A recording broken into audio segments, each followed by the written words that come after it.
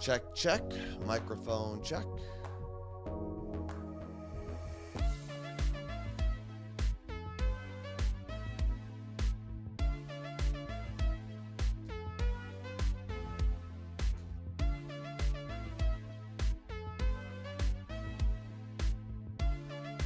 Thank you to Holgi for the resub with Prime. Appreciate that. Vicky Vitz. Appreciate you too.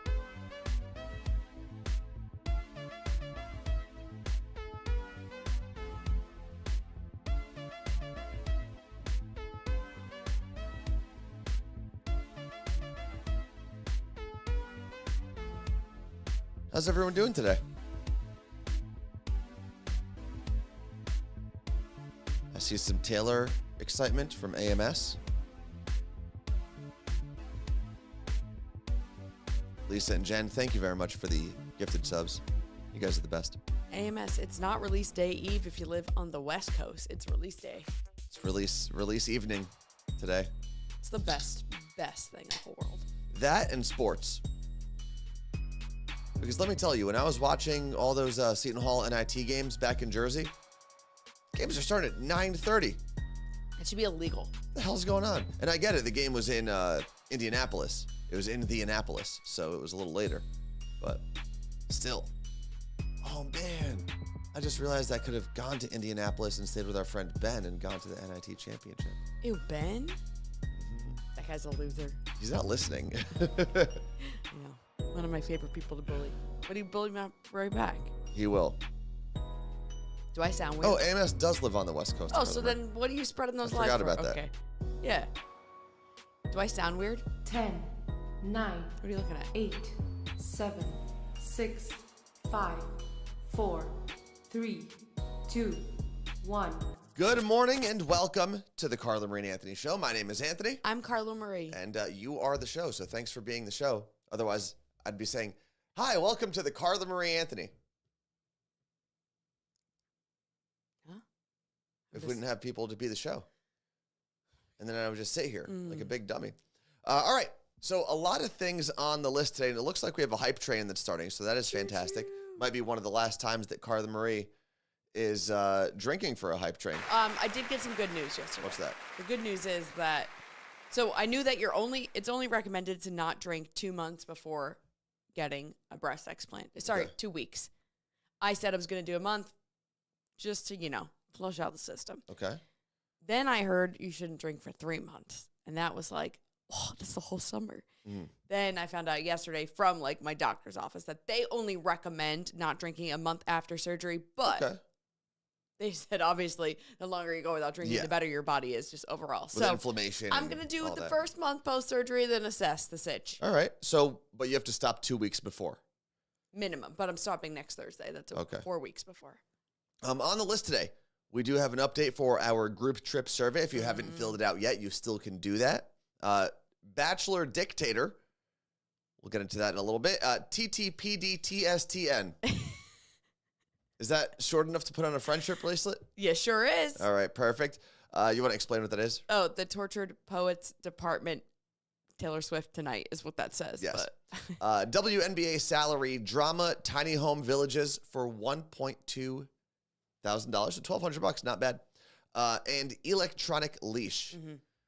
Is this like a BDSM thing? Yeah. Okay, cool. I got to take it off. It's driving me nuts. Your electronic leash? No.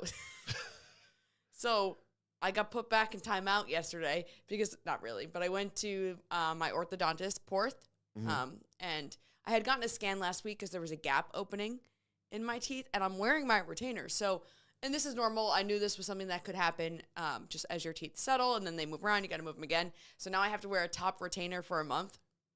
Okay. Just on top. Why can't you just go with like the Michael Strahan look? Ooh, that sound is something. Oh, good. They're just going to sit there, huh? So why can't you just go with like the Michael Strahan? Because it wasn't like a cute middle gap. It was just the side random. You think Michael Strahan's was a cute middle gap? It's cute on some people. Maybe your teeth just don't like each other. And they're just like, nope, we don't want to be neighbors anymore. Could be. Something like that. So so you're supposed to have those on all day? All day. Every day? For the rest of your life? A month. I have another set, but a month total. And is the other set, they move them like closer? I I asked Doc, have you seen like the trend of people being like, I went to a biodentist because I wanted to find out like the real cause of why my teeth are shifting. Aren't all dentists biodentists? You would think, but it's, so I said to Dr. Ruse yesterday, I said, what's the deal with this biodentistry crap? Like, is this real? He's like, and he just rolled his eyes right away. I was like, I knew it. He goes, no, it's been around for 40 something years. Like, it is a certain type of practice, and I don't fully understand it. So I'm not going to sit here and explain what it is. He said that to you? Or me, Carla Marie. But he said, it's been around for 40 something years. I have a friend who's just retired, and has been a biodentist. Like, that's how long it's been around. It's good for certain people who need certain things with their mouth, but it doesn't work for everyone. The same way orthodontistry wouldn't work for everyone. But what is it supposed to do? I don't get it. And he's like, it's just because people all over Instagram are calling it this or whatever it is. He's like, it's just one of those things. Let's see. I'm trying to see if anyone in the chat knows what biodentistry is. Also, we are in Hype Train Level 3. So thank you to Mellow FM, who just subscribed to Tier 1 for 44 months. That's pretty awesome. Most traditional dentists treat isolated dental conditions. In comparison, biological dentists attack the condition at its root. They may ask questions about the patient's alcohol consumption, diet, hormone imbalances, sleep patterns, and workout regimen, as all these factors may affect healing and prevention. So it's just being a doctor. Okay. I mean, sounds good. Lisa and Jen, thank you again for 2 gifted. They're at 5 gifted subs for the day for each of them. Thank you very much. Everyone will see biodentistry on their social media today. Why? Oh, because we're talking about it now? Probably. Martha had a question for your dentures. What are they? Dentures. Yes. Can you eat with them on? No. It will help me not snack, I think. Well, you can just pop them out. Yeah, but then... But then what? Then I got to put them on a table around people. I have a feeling you're not going to have a problem with that, Carla Marie. I already feel like it moved. I feel like my teeth are so straight. From yesterday? Yeah. Okay. Let's get into the list. That happens after a few hours. I'm you sure. know that. Yeah. You don't even know. You don't have the dentures. I don't have dentures. Look, You're right. You don't have them? No. You should get some. No. So then you can understand. I don't want to. I've gone this long in my life without braces or retainers or anything. And the only reason my teeth shifted, because when I was growing up, I had actually like pretty standard, I guess, perfect teeth or whatever. You don't smile, though, so what? I don't smile. You do this. I don't do that. Anyway, is my, what's it called? Wisdom teeth came in. All 4 of my wisdom teeth grew in, and they shifted my front tooth a little bit, but that was about it. Which, your bottom one? Yes. Yeah. On the list, group trip survey. So explain where we're at, Carla Marie. We succeeded. We got an email from our contact at TrovaTrip. That's the company that we would be doing this from. And she's like, your audience, like, they want in. They're ready. So we should pick a trip. And then the second we pick our trip, it is available for people to put down. And this was how I believe the timeline works. Okay. You put down your deposit. If X amount of people sign up, the trip is definitely on. If not, you get your money back. Oh, okay. And then the trip minimum is it's like 8 to 12 people, right? Yeah. It's not that crazy. Yeah. So this might end up just being a trip with our families if they sign up first. It is what it is. So on Monday, we'll probably have more information on some of that stuff. Yeah. So we'll talk about that again. Bachelor Dictator. Are we doing this right now? I think so, yeah. This man has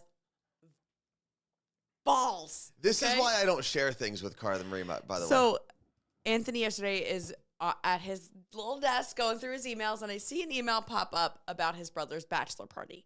And Anthony had said to me, like, oh, I sent the email, and I told everyone, like, they need to get me the money on time or whatever it is. Yeah, it was a very thorough email. So last night I saw it pop up. I said, let me read it. And I start reading the first 2 sentences. I wish there was a camera. I was losing my mind. And he said, stop. We're reading this live. I have 2 sentences in, and I have so much to say. Okay. For someone that can't handle deadlines, doesn't respond to emails, doesn't do things on time. Yeah. This is insane. Okay. Okay. So the subject line, Anthony, the best man, planning his younger brother's... That's not the subject line. Why would you say that? The subject line, comma. No, why are you saying the subject line before you say this? What's wrong with you? Anthony is the best man for his brother, his younger brother, and he is planning the bachelor party. Yes. Period. The subject line Here says, we go. Justin's epic and perfectly nerdy bachelor party. Hey, guys. That's not. No, it says, hey, guys. No, it says, hey, guys. It's very different. First things first, I need your response ASAP so I can start booking an Airbnb. So please read this whole thing and respond ASAP. 2 ASAPs in the first sentence. Yeah. With that said, I hope you're all ready to celebrate Justin this summer. I'm Justin's brother, Anthony. That's the truest part of the email. And since we're celebrating Justin, you know this will not be a normal bachelor party. The plan is to head out to San Diego Friday, July 26th through the 28th for San Diego Comic-Con. Friday, in bold. Yeah. Friday night, we get settled into the Airbnb. We'll have some dinner and drinks at the house before heading out to Mosh Isley, which is basically a Star Wars-themed emo night party hosted by members of the bands Bayside and Yellowcard. Normally, tickets for that event are $50 to $125, but last weekend, I found out my buddy's company is actually sponsoring the party, so we can all get in for free, which is awesome. I really hope no one reads this email in that douchey voice. Oh, they are. Saturday, in bold. We'll probably do breakfast in the house along with some drinks at the pool before heading out around noon to Comic-Con. If you go to the website now, it says all passes are sold out, but I'm working with some people who have a booth at the show in order to secure our passes. What's so funny about that? I don't get it. It's just funny because it's you. Sunday, go home. Hold on. I understand getting a flight isn't cheap, so my goal is to keep the cost as low as possible for everyone. With that said, the Airbnb will be somewhere between $800 to $1,000 a night, depending on what I can book. That will obviously be split by all, excluding Justin. Yeah. This next line is in caps, red, and underlined. Okay? It's important. This is the part where I need you to respond. Okay, now it's back to normal. Ideally, I can have the house booked before the end of April, which means I need to know if you are in or out. And I've been to enough bachelor parties to know that this next line is going to sound aggressive, but it's also necessary. This next line is underlined. If you say that you are in and the house is booked and paid for and you need to cancel, you will still be expected to pay for your share of the house. Back to normal. You'll be off the hook for any other expense. Has to be said. All right, now that I got all of that out of the way, let me know if you're in or out so I can start narrowing down our Airbnb options, make reservations, get passes for your activities. Appreciate you reading the whole email and can't wait to party with you this summer. Anthony. Thorough email. It was, I will say, planning-wise, great. Yeah, that's what I was going for. It's a planning email, Carla Marie. Let's see. My brother, who is not actually on that email, by the way. He got insider info now. So, well, he actually had messaged me 2 days ago asking why he wasn't on the email. I said, because at some point we're going to get to like breaking down the cost of the house and stuff.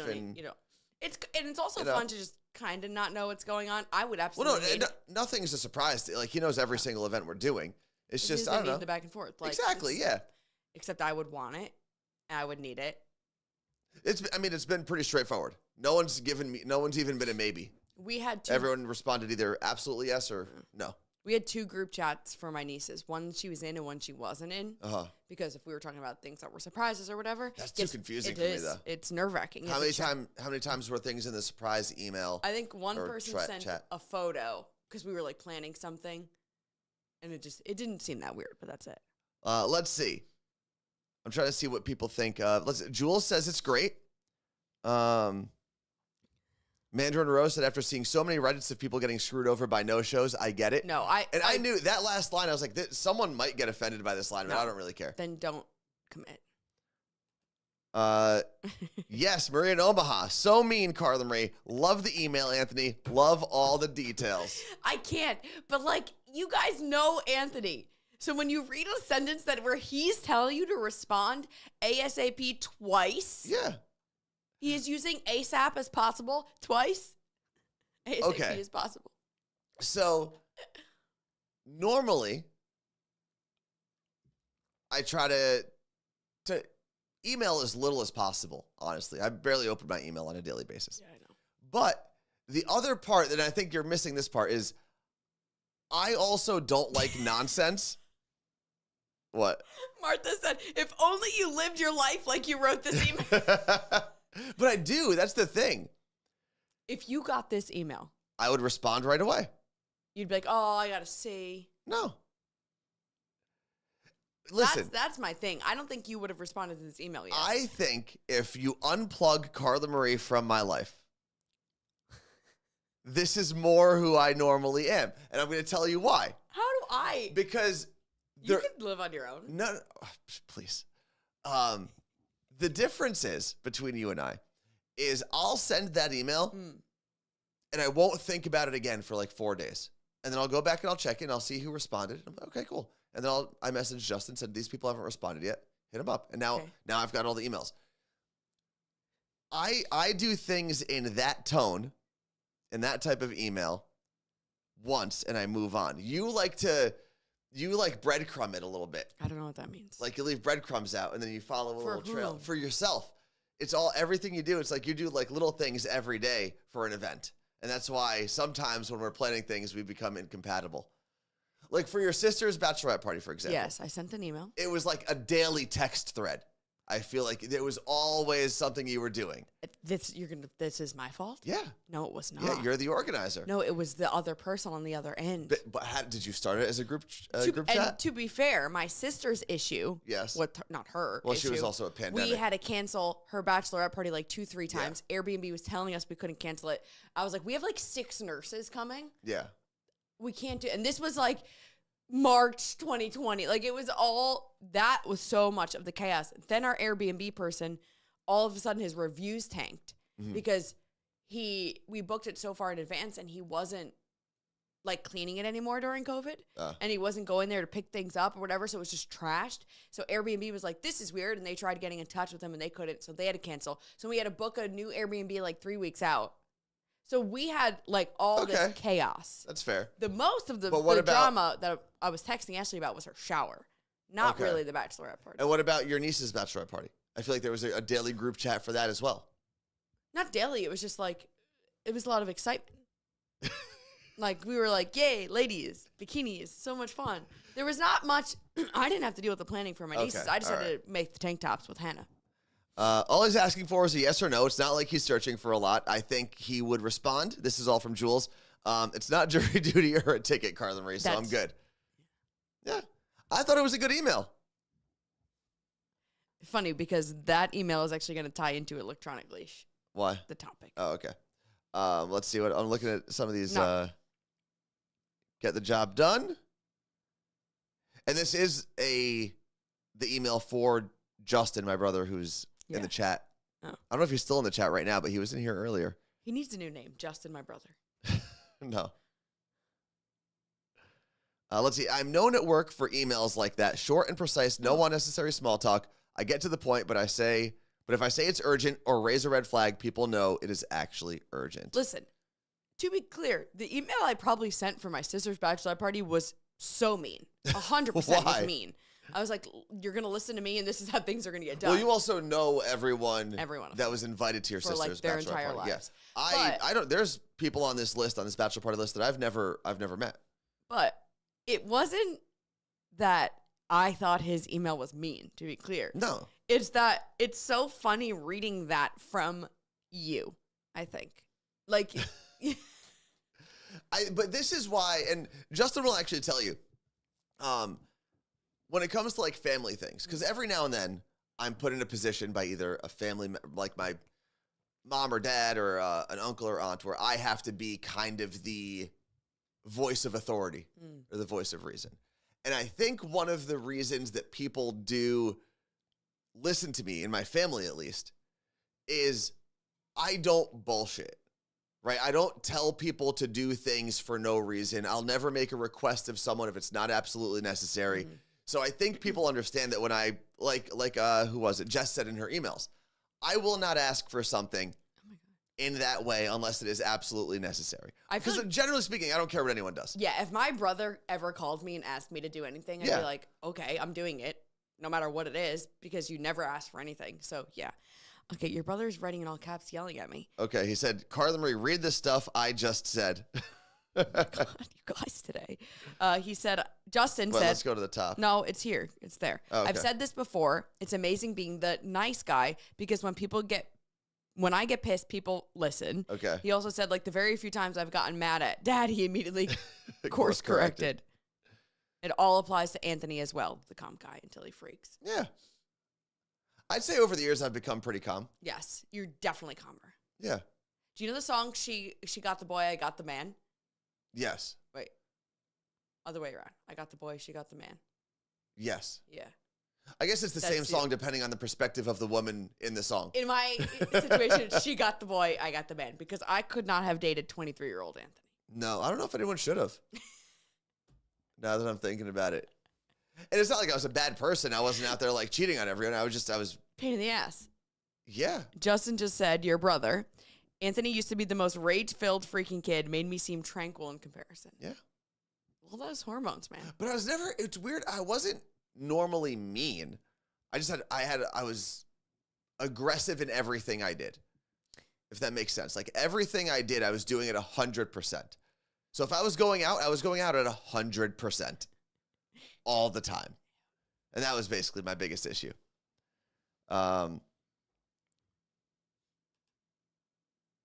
It's called passion tone, says Scotty. Yeah, I guess some could call it that. Like quiet but enraged. Yeah. All right.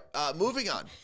TTPDTSTN. Oh my God. I can't believe I said that so clearly. The Tortured Poets Department, Taylor Swift's next album, comes out tonight at 9 p.m. for us on the West Coast. East Coast, it's midnight. And there's been all like the typical Easter eggs leading up to this. There's been things on The Tortured Poets. What I say, Department. Society? I don't remember. I keep doing Because of the Dead Poets Society? Dead Poets Society. But there's also memes about that movie and everything with tied into this. It's hilarious. There have been awesome like pop-ups. Like Spotify did a pop-up at the Grove in LA, and it's you go like visit it, and there's all clues about the album. Like all of this is done very well. Okay.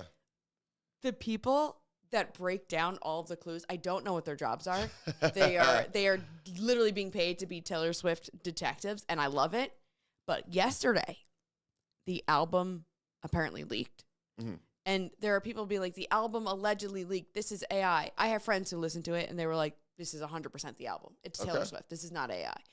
I did not listen. I guess that would be a good way to get a lot of attention, though, is if you used an AI tool to say, make me what you think is going to be the next Taylor album. Right. These are the people that she dated or whatever it is. This is how she broke up. Makes sense. I did not listen, will not listen to the leak. And there's this little member card going around for the people that didn't listen. Official member of the leak-free Tortured Poets Department. Because there was like a Tortured Poets Department membership card. Yeah. And I have the leak-free one now because I refuse to listen. I can't do it. Do you think if, let's see, 16-year-old Carla Marie would have listened to the leaked version on like whatever, on Napster? 100%. But as a creator and a small business owner, not that that's a small business, but I can't do it because that just sucks. Yeah. But also, I believe in karma. And if I do that, I feel like something's going to come back and hit me business-wise. And I just can't. I could wait 24 hours. I'll be fine. I plan to listen tonight. Yeah. I made sure nothing was on my calendar this evening. I think it's also with an album release like Taylor's, one that like the majority of people, or at least she has a lot of fans that are very excited for it. I think it's cool because it's one of the few things that group will do together, right? Whether you stay up till midnight on the East Coast, whether you're listening at 9 o'clock here on the West Coast, like people are going to be listening to it, texting their friends Yeah. It's together. an event. Yeah. Also with Spotify and other companies kind of getting around Taylor, obviously they're doing it because they're making money, right? They want to remind people, keep streaming the album. But this is what radio used to do, right? Like radio used to do record release parties with artists in New York and LA and Chicago and Miami, or sometimes the hometown, right? Like, or Taylor Swift's apartment.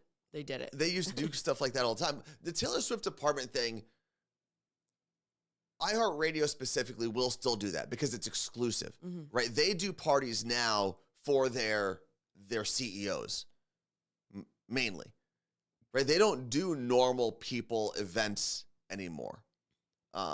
So yeah, if you can get a couple executives to say that they were in Taylor Swift's house, as creepy as that sounds, they'll do that event. But they're not going to go to a mall anymore. No. Right? They're not going to go, and granted, there's no like Tower Records or anything like that. But they're not going to go and do kind of what Spotify did at the Grove. No.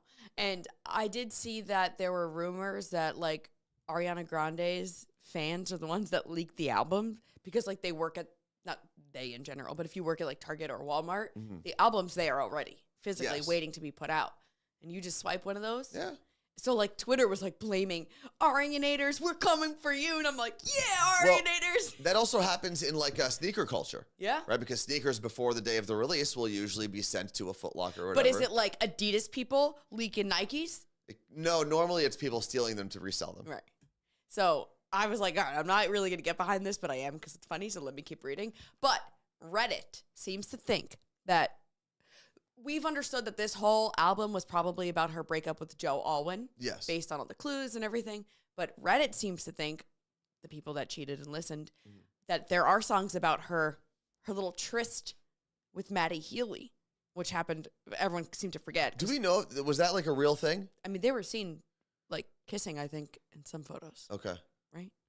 I know they were together at like bars and restaurants. The weird thing with the the two of them and Ice Spice is didn't Maddie Healy come out with some like negative comments about Ice Spice, and then Taylor brought in Ice Spice as her I think it was the other way around. I think he had remix? mentioned something about her years past. Oh, it wasn't recent. And then that was, the Swifties found it. Okay. Because that thing is Okay, kind of weird Tryst. to me.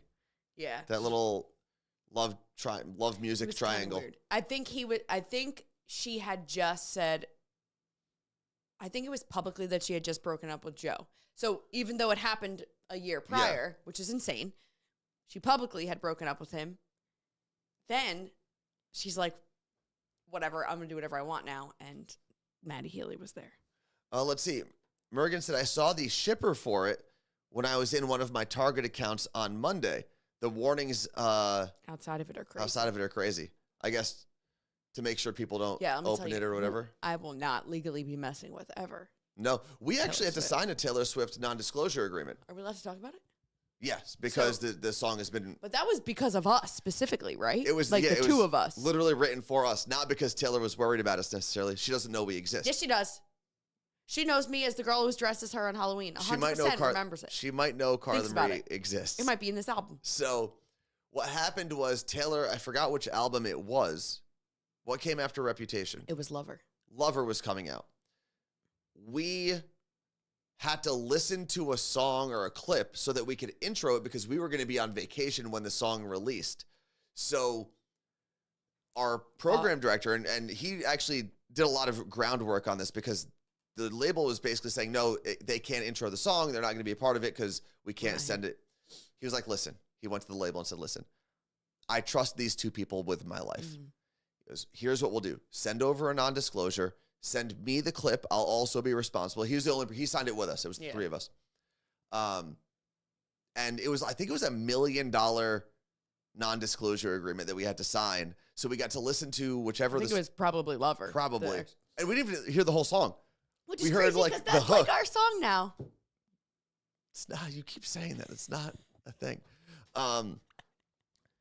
So that whole thing happened. We recorded everything, went on vacation, and thankfully we only had to wait like a week. That. Yeah. This is a great question from Jill, and Tacoma Swiftie can help me answer it, I think. Jill says, what are people pre-ordering? Ooh. Can't we just get it on Spotify? Are people buying CDs? I'm genuinely confused. So, I know Target has theirs, right? Yeah, so every store has almost like a different version of CDs. Then there was the, on Midnights, when she released Midnights, there was a song that was only on CDs, not on streaming. So this is where I do, like with artists, sometimes it's like, all right, I get it. You're trying to physically sell albums, but also, do we need to be putting more trash in the world? Because Taylor Swift will release different color vinyls, and they'll all be the same, but everyone needs to collect all 4 of them or whatever it is. And then in like 3 weeks, she'll be like, oh, surprise, here's another vinyl. So here's what I'm seeing so far on the interwebs. Taylor Swift released 4 vinyl variants of the Yes. Tortured Poets department, each one with a different bonus track. These include the Manuscript, the Bolter, the Albatross, and the Black Dog. The only version still available on her site, which is actually gone now, I just checked, was the Manuscript. Okay, so here's where But those are all available on her website, too. Those aren't like store editions. That's not like a Target or a Walmart edition. Those are vinyls. But Yes. CDs will have okay. Target. So this is where it gets to be like, okay, what are we doing here? Because there are fans that get very mad. Like, we've been so devoted, and now you're making us jump through hoops to hear everything. Yeah. But that's also just the culture that we've created and let artists do, and that's what we do. But that is the one time where I'll be like, all right, where can I listen to the song illegally? Yeah. I'm not buying the vinyl. Fans split over hefty price tag Yeah. to hear all of new Taylor Swift's. So here's what I think all of you Swifties should have done while you were younger. I was not. You should have been nerdier, right? You should have been into Pokemon or Magic the Gathering or something like that, because what she's basically doing He's got to catch them all. is she's setting out collector's items, Yes. right? If you don't want the collector's items, Mm. don't get them. Okay. If you do want the collector's Yeah, items, no, you I pay don't- for them. I don't get them. But and I do understand how it's a little different because it's a song that some people are going to know and some people aren't. Yeah. What is the one that's on Midnights? That's not. No idea. It is. I was talking to Colleen about it yesterday. Oh, Hits Different. That was Hits on. Different. Now, does she do the bonus tracks live? Oh, so that sucks if you never really got it. But I guess after a certain amount of time, you will get to hear the song. Jacob Someone's Swiftie going to post it to YouTube. They eventually release. So they eventually get out, whatever. So one day, though, like my dream, we used to get them in radio, but like now it's different. Taylor Swift will send like promo boxes to certain Taylor fans and influencers or whatever, and you'll get like the cool sweatshirt that's like embroidered and it's like TTPD or whatever. It'll say it on the sleeve. Yeah. If I ever get one of those boxes, like not being in radio, I will lose my mind. Yeah, good luck with that. Also, did you know that we like this whole time thought Tortured Poets Department, I keep going to the society, was a thing at like a school, right? Like a group, whatever. Now we're learning that it may be a psych ward Oh, cool. because she went. Oh, like from- the theme from it? yeah, because in the Gotcha. video she's like in this cute little house and she opens the door and it's a psych ward. Oh, maybe But the then psych there's ward is her people saying house. this album is her thesis because she got her doctorate from NYC. So this album is her and NYU. She got her doctorate honorary. Remember that Yeah. whole thing? So this is her thesis. But then there's people saying this is the autopsy of a dead relationship. There's so much. There's a lot to figure out. What we are going to do is we're going to take a quick break. We've got, for anyone who is subscribed, we have our words on screen game that you can play while we're taking this break, and we'll be back in like 3 or 4 minutes.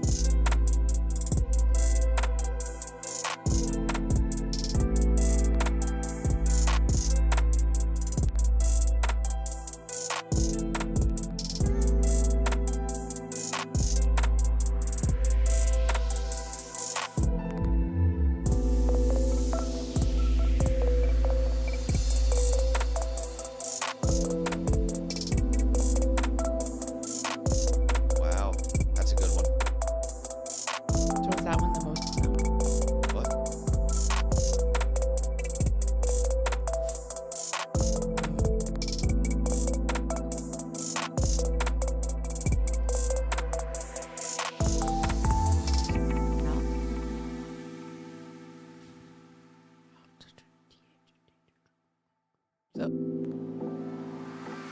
molt. Oh. Mouth foul. Is that what it is? Mouth full. I say mouth foul. I was reading Lenny's message in the chat.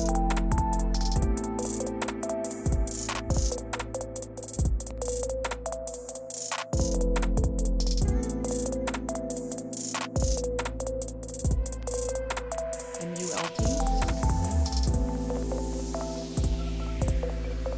Tofu. Good one, Jordan. Hey, it's Jordan Corral. Do you remember when Jordan called into Elvis's show when I was sitting next to Diamond and I freaking screamed? I saw the number and I was like, Oh, I was there that Washington day. area code. And Diamond was like, oh, Jordan and she's like, where do you live? And I heard Diamond trying to repeat it and I was like, Puyallup!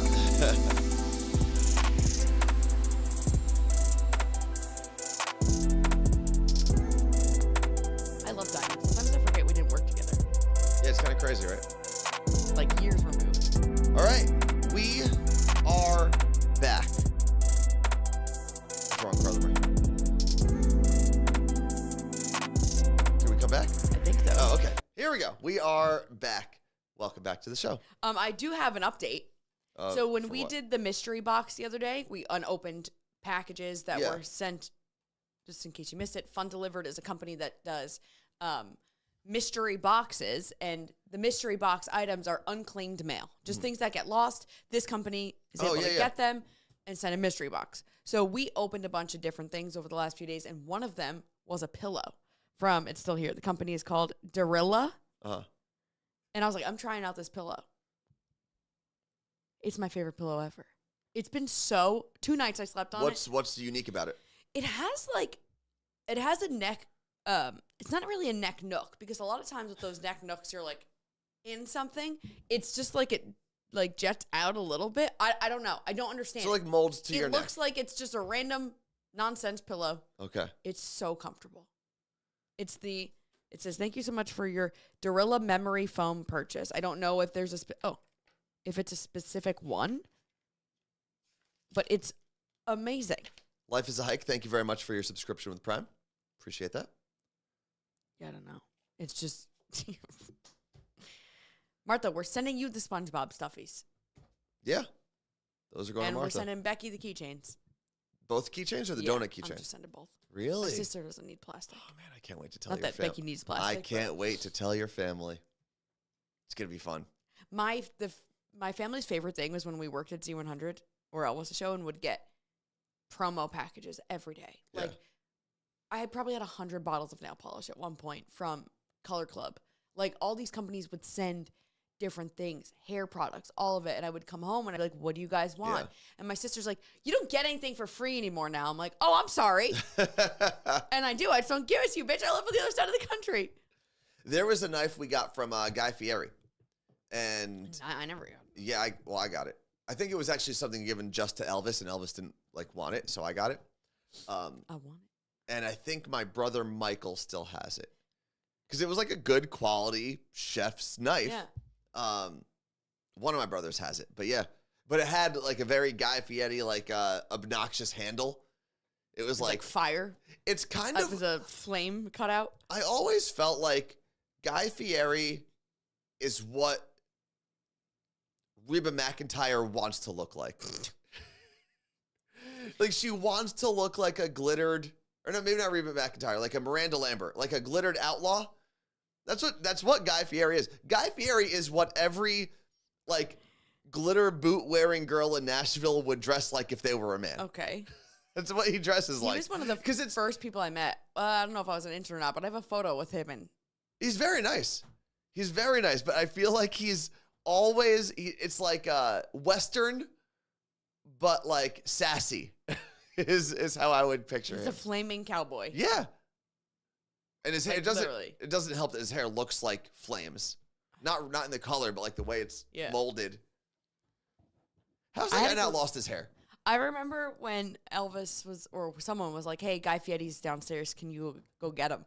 I had to go downstairs, bring him up in the elevator. I did that with Dr. Oz.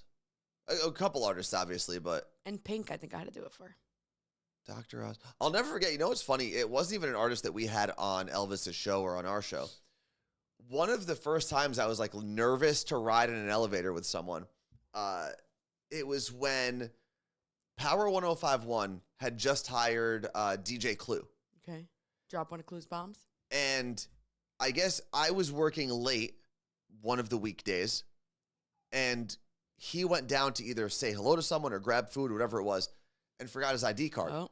So when I was coming back in, the guy at the front desk, Francois, was like, hey, can you take Clue up with you and swipe him in? And I was like, yep. Yeah, I can do that. But because I grew up as a hip hop fan in the 90s, like I bought DJ Clue's album was actually one of the first albums I ever bought. Did you tell him in the elevator?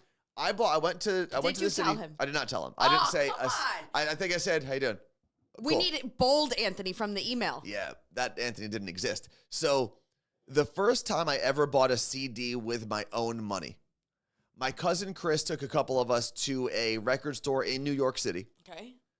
And we all walked around. It was probably in the Village or something. And I bought, the RZA had just dropped an album called The RZA Hits. So like all of the songs they produced up until that point that were his biggest songs. And I bought DJ Clue The Professional. Oh, 1998, Sawyer said? Yeah. DJ Clue The Professional. It's still a really good album. Like, listen to it on Spotify. Have I ever heard one of them? Yes. The biggest song on that may have been Rough Riders Anthem Remix. I was a big single girly. I would buy like Enrique Balamos, the single. Swear to God. I think the first full album I bought with my own money was NSYNC No Strings Attached, which I saw someone mention in the chat earlier today. Track list. Hold on. But like on that album, you'll hear Fabulous for one of the first times. Oh, FABO. Yeah. Yeah, Rough Riders Anthem is the second track on that. Wait, that's... What else was on here? Jay-Z and Ja Rule together. That was a good one. All right, so you rode the elevator with him and... That was like probably him and Arnold are the only two times I was starstruck.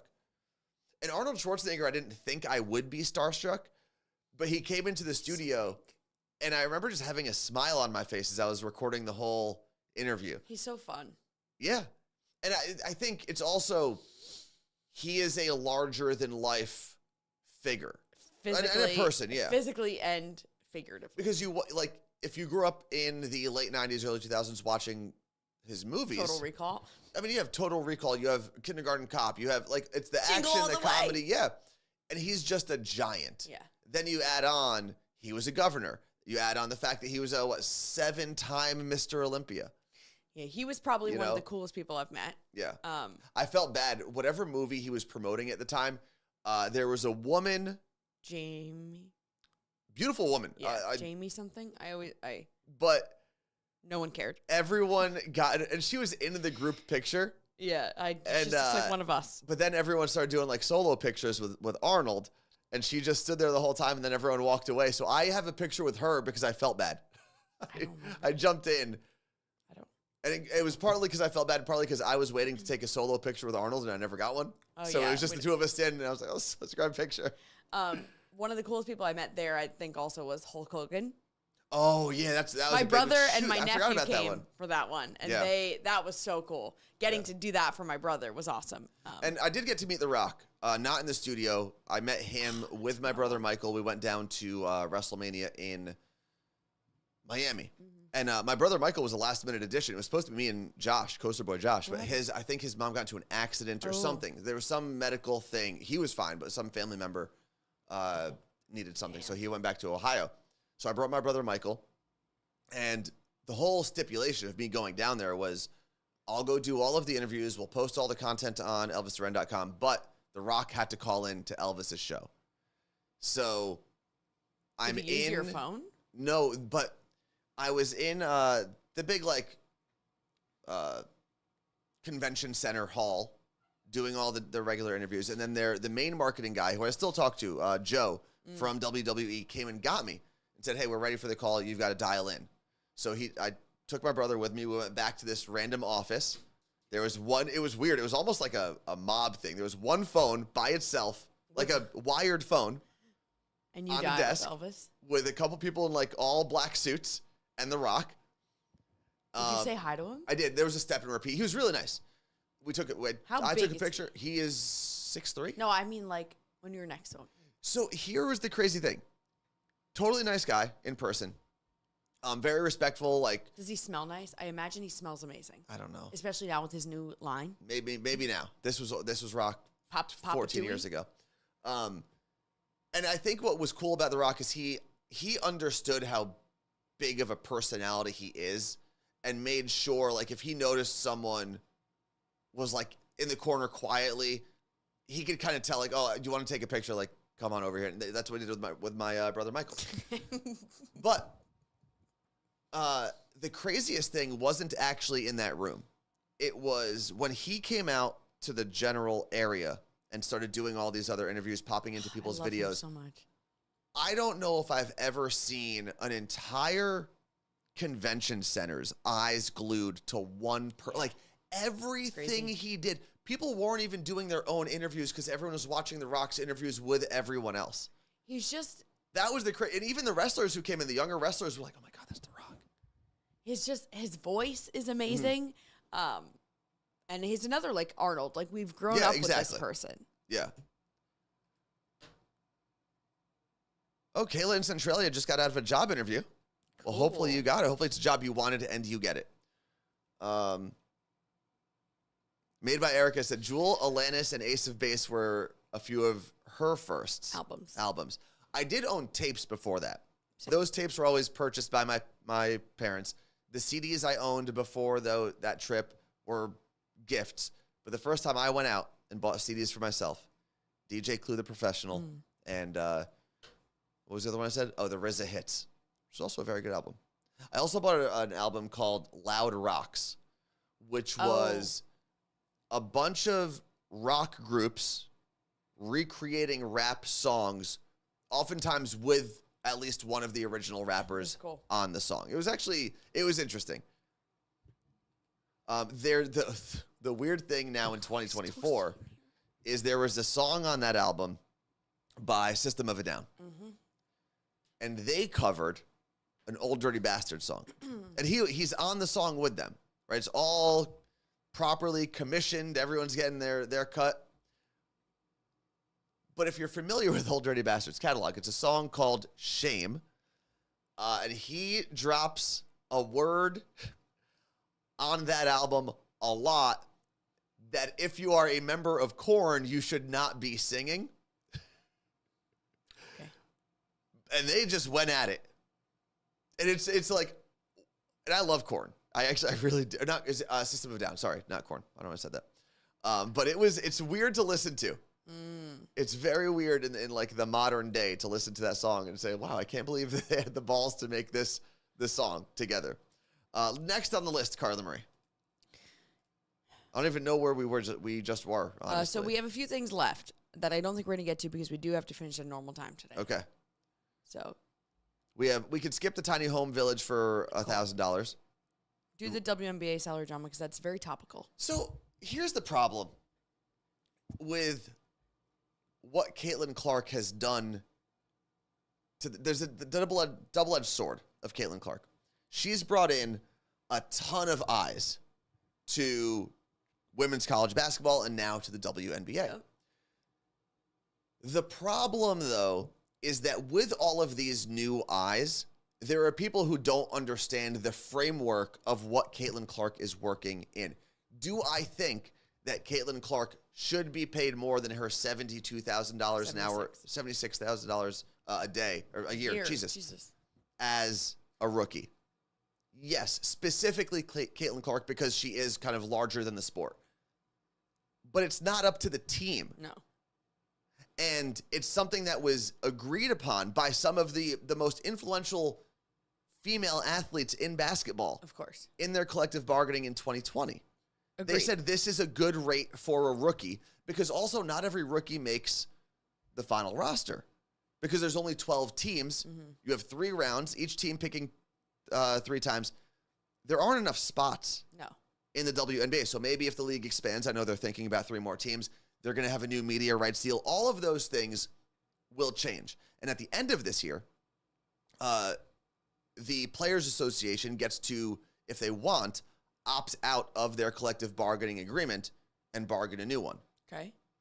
They will most likely do that. Right. Because all of the numbers are better. But this is how the system has to work. No, and you're right. People don't understand that everyone's up in arms that Caitlin Clark is making like 0.00% of what the equivalent would in the NBA. Victor Wembanyama, yeah. But to the flip side of that, all of this yelling, even if it's just into the void of social media, it brings attention to it. Yeah. And it helps. It does. As much as you think it doesn't help, it's tweeting about the WNBA not making as much as the NBA. My tweet won't make a difference. The WNBA is going to say, you're right. We're going to go pay these women millions of dollars. You're right, at the Carla Marie on Twitter.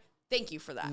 But if enough people talk about it, it rumbles enough for people to be like, okay, what are we doing? And we need to fix this, because it's the same with protests. You think protest doesn't matter, but it does. No. Well, first off, I do think protests matter. Not you. People in general. It's like, oh, what's the point of protesting? But it goes back to one of the things I said when the women's tournament was starting. And it was a bunch of people comparing the women's tournament to the men's tournament. And I said this, by the way, before the women's championship game beat the record for the men's championship game. Okay. But one of the things I said was, I don't know why we continually compare the two sports when they're not the same, right? They haven't been around the same amount of time. I know they're the same sport in concept. I get that part. They don't have the same draw locally in America or internationally. I think people forget how much money the NBA makes across the globe, right? So you go, oh, well, maybe the Pacers don't sell out their games and the Vegas Aces do. Okay. That's great for those local teams. Not great for the Pacers, great for the Aces. When these NBA players go overseas, when they go to China, it is $1 billion market that they have just in China. Right? You're not comparing apples to apples. They're different sports. And I want Caitlin Clark to make a lot of money. I want Angel Reese to make a lot of money. I want my best friend, Cameron Brink, to make a lot of money. And when I say best friend, I mean someone who I stood on a basketball court with at the same time. But did you see Caitlin Clark is rumored to be signing an 8-figure deal with Nike? And that's the other thing. She's going to be fine. Yeah, they're all going to be fine. But also, let's not crap on a $70,000 salary. 76, though. Even if you were making just $76,000 to play, 40 games for an entire year. And Indiana. Not a bad deal. Homes in Indiana, median price are like $250. Let's not be silly. It's still that's still 2.5 times more than the average American makes. Could you have a child on that salary and maybe several children? Probably not. Well, maybe depends on where you live. Well, to be honest, people do it. Yeah. So it's not that people don't do that, but. And Caitlin Clark was making millions of dollars, or at least $1 million in college. She's going to be fine. Angel Reese signed. She's one of the Fashion Nova top. It's like her and Megan Thee Stallion, I think, or Cardi B. They're the top of their paid endorsers. I don't know what Cameron Brink has in terms of endorsements. I don't think she was as big of a name, even though she's a star in that world. I don't know if she was like a crossover star. The top women are going to be doing well.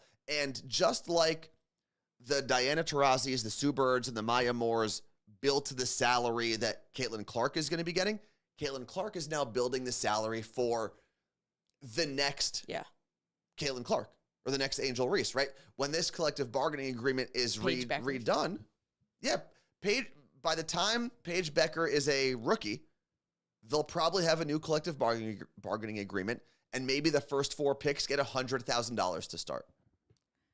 Right? Which is a lot of money. Exactly. But also in comparison, and again, I know you're saying, but when you compare it, because that's just what we do. Yeah. It's insane. The problem with the WNBA in revenue is if they want to control their own destiny in terms of salaries and stuff like that, they kind of need to break away from the NBA. Because right now, most WNBA teams, aren't they discussing this? Aren't they? They're working on breaking apart for their TV rights, right? So that the WNBA can sell it to a streaming service or sell it to whoever, which might work. I don't know, But most WNBA teams are subsidiaries of NBA teams. And most of them don't make a ton of money. Yeah, but that's going to change this year. It will. Wait. And this is the good part. I don't say that as a bad thing. I think we're watching the transition of the WNBA from a money loser to a money generator. And if you want these women to make a ton of money, you have to watch the games, right? Because when their ratings go up, they can sell their product for more. You have to buy the jerseys. You have to go to the games, right? Like we talked about it a little while ago. The Vegas Aces moved their game from their regular home stadium to the T-Mobile Arena, which has 6,000 more seats because they know people are going to show up to see Caitlin Clark play. That's what needs to happen. It's incremental. You don't go from making $60,000 as a first-round pick to $14 million. No. The NBA didn't do that. They just don't have the money to do it. It's not that someone's keeping all of this money. And people like to bring up Victor Wembanyama's salary because I think he's making $12 to $14 million this year. And it's actually a good comparison because Victor Wembanyama is a generational talent. Caitlin Clark is a generational talent.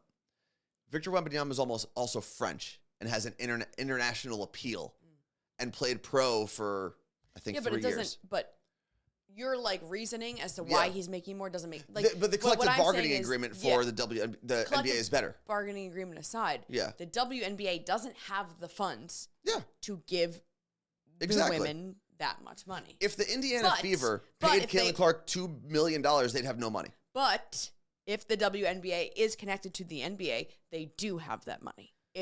I don't know how funds work. I don't know if they share bank accounts or what. So they do, and that's what a lot of people who try to bring down the WNBA will say. And I don't see it as a negative, right? But they'll say, oh, well, if you want a revenue share, your revenue share is $0 because mostly the WNBA has lost $10 to $60 million almost every year. I think the NBA floating the WNBA to start is good, right? Because there are funds there that wouldn't have existed if it was the WNBA by itself back 20 years ago. Right? And now we're going to get to a point in the next 5 or 10 years where hopefully the WNBA will sustain itself. And at that point, they can do all the different revenue share things they want to do. All of that can change. Are we still live? Yeah, we're still live. We haven't seen the chat this entire conversation. Oh, yeah. Let's see. Ron Lakowski said, I think the Connecticut Sun opening game has sold out because they are playing Indiana. Awesome. Every Indiana game this season will probably sell out. We're not here. We're taking the boobs out. They're being evicted. I wouldn't be surprised if the entire Climate Pledge Arena is sold out for Caitlin Clark's game. And I think you'll see. Because it already, Storm games are already incredible. They're well attended, yeah. And it's a great facility too. Like the arena itself is awesome. So fun. We haven't seen a basketball game there since the remodel because the WNBA game we went to was right before the remodel. It was the last game. It was one of the last games. It was the last championship that the Storm won. There was something I was going to say about, I was reading a thread yesterday. I think it was literally a thread on Threads. It was a male sports writer who went off explaining how he doesn't believe that male athletes or men in general are prepared for the focus to not be on them. Yeah.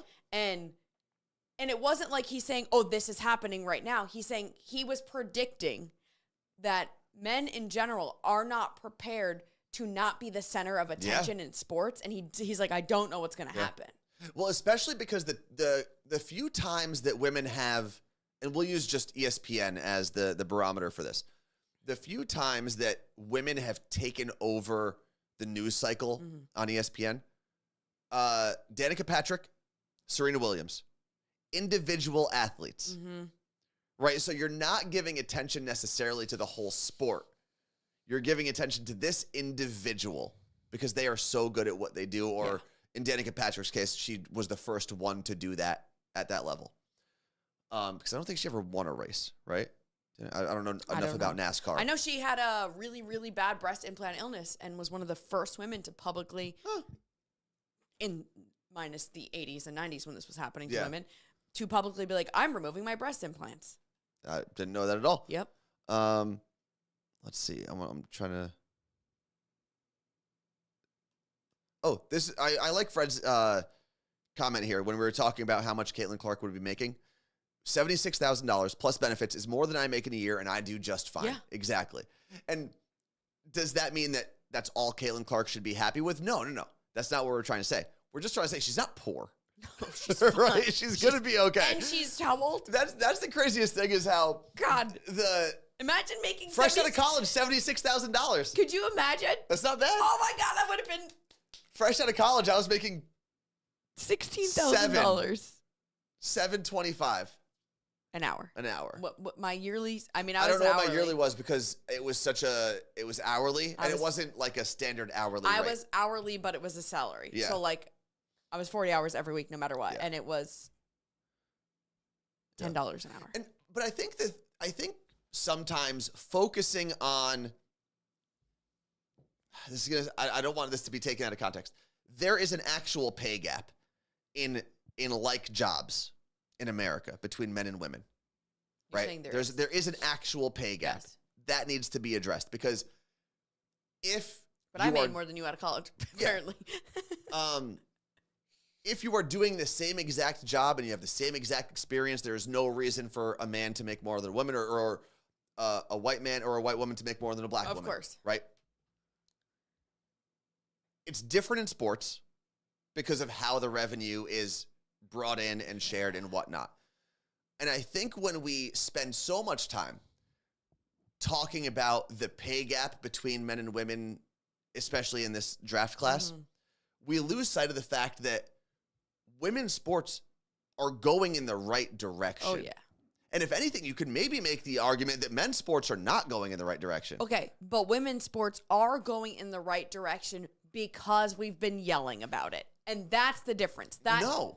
Yes. But this, we 100%. talked about this during the... If people weren't screaming about care about women's sports, yes, Caitlin Clark being Caitlin Clark was in the media. Yes. But it would not have the eyes if people weren't complaining about it for the last 5 years. I think it's part of it. I think, and we talked about this, the reason that this women's basketball tournament did so much better than any women's basketball tournament before is the product finally caught up to the marketing. And we had stars. We had multiple stars on multiple teams. We had a super team. Then you had Paige Becker. You had Caitlin Clark. You had Angel Reese. You had all these players. And you had a storyline that people cared about. Isn't it Becker's? Yeah, Becker's. You keep saying Becker. Oh, sorry. I'm pretty sure there's an S at the end of her Yeah. name. There is, right? But it looks like it's Buchers. Yes. But it's not. I said Buchers for the first couple times I watched her play. I think it is, but she just doesn't say But it. anyway, the product is finally...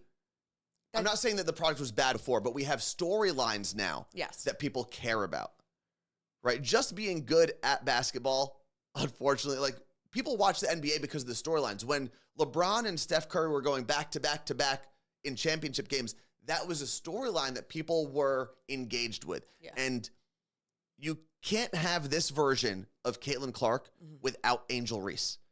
The fact that they had their rivalry in last year's championship game set the stage for this entire season. I agree with that. And the product But- is finally there. Yes, agreed. Yes. But also, if people weren't yelling about it, I don't think people would have been there to watch that. Maybe. I mean, listen, you can't take out any single factor, I guess. God bless you. Thank you. Right? Because all of the factors lead to where we are. The screaming only works if the product is also good. And I think for the past probably 5 to 10 years, the women's basketball game has gotten a lot better. And part of it is because the WNBA existed for 15 years before that. Right? Like, you need to start somewhere. And I think objectively, if you looked at early WNBA games, they weren't great. But there was a league, it was a league that was figuring it out. Right? These were women who had been put in a position that no other woman had put in before to play basketball professionally in America and try to compete with the product that the men... Do you watch early men's basketball games? So, They're terrible. yeah. Compared to crazy. what we watch today. It's crazy. It's just a bunch of guys named Stan and Dilbert passing the ball to each other. Converse. It's so bad. And I think we forget when we compare the WNBA to the NBA today, you can't discount how far back the NBA goes and how bad it was. Yeah. And now it's this thing that we have today. Right? You're talking about, I think, 50 more years of NBA history than WNBA. And all of that to say, I love where that WNBA is going. Nothing I say is to disparage this version of the WNBA that we're looking at, or women's basketball in general. So, Jen said there's also a difference because we're actually able to see some of the games. That was the thing. We couldn't. Yeah. You wanted to watch the WNBA? Good luck. Yeah. You can't. It's kind of crazy. I wonder. I can't wait to watch them. I can't, for me, it's just so cool being able to see other women, right? Mm-hmm. Like, they may be way taller than me, but it's like, oh, I have all those parts. I could have been this maybe if I tried. Yeah. Where it's like comparing and again, going back to it, I could never compare myself to an NBA player. But a WNBA player, it's just different. Yeah. And seeing other women do that and getting to watch it is just so cool. It's funny. I think the first time I ever, women's basketball was on my radar was hearing about Sue Bird. Then seeing Diana Taurasi's UConn teams do really well. Because being in the Northeast, UConn basketball is huge. Even going to Seton Hall, going to Rutgers, we all played one another for a long time. So you would hear about this insane UConn team with this woman, this girl at the time, Diana Taurasi. Yeah. And then... What woman? She's probably 18. Oh, I guess she was, yeah. Then there was Brittany Griner. I remember her at Baylor. But the crazy thing about Brittany, people are going to hate me for this, I don't think the brand of basketball that Brittany Griner and Baylor was playing at the time was good. She was just huge, right? It would be the equivalent of having an 8-foot man play basketball. And it's like, yeah, of course he's going to be up there, and he's taller than everyone. So it's like you just feed the ball to this giant, and then they kind of I wish I could put it up there. Listen, good for her for getting to that point and making money off of it. But it just wasn't a fun style of basketball, even though she was a big name. And now I think the style of basketball is so good. I mean, you have women shooting threes from the logo. Yeah. And it's exciting. It's Steph Curry style basketball. And it's getting very exciting. And I think that also has been, you mentioned Steph Curry, him, LeBron, all of them, they've been huge proponents of why the W, because they support it, they tweet about it, they shout the women out when they can, and I think that has helped. Women have supported male athletes forever because that's all we've had. Yeah, because we always needed cheerleaders. I'm kidding. Although you were a cheerleader. But now having it go the other way is super important. I also think, and I know he has put himself in a lot of controversy, but Kyrie Irving was one of the first players that I knew of. He had a signature deal with Nike for probably close to 10 years, 7 to 10 years, something like that. And he had a custom Sue Bird pair. Sue Bird was basically signed, I don't know if she was signed under Kyrie or if he allowed her to make her own player edition. Right. And he was always a big fan of her game specifically as a point guard. So it does take some of those personalities to kind of co-sign a product, right? Just like an artist. If Taylor Swift says, I'm a fan of this artist, all of a sudden, they're a bigger deal. Yeah. So Sabrina Carpenter is a great example. Although she's been around for a while. She has. But would she be as big as she was without Taylor? No. And sometimes you need that person. I hate to cut you off, but I really got to go. All right, we're out of here. We are out of here. Thank you for hanging out with us. Making me panic here. I felt like that was a good, robust discussion, Carla Marie. But I have... Peace out. Wait. Oh, all of a sudden it's wait time. Well, no, we have 2 things we didn't get to. We'll do next week. That's what you had to say? Yes. Goodbye.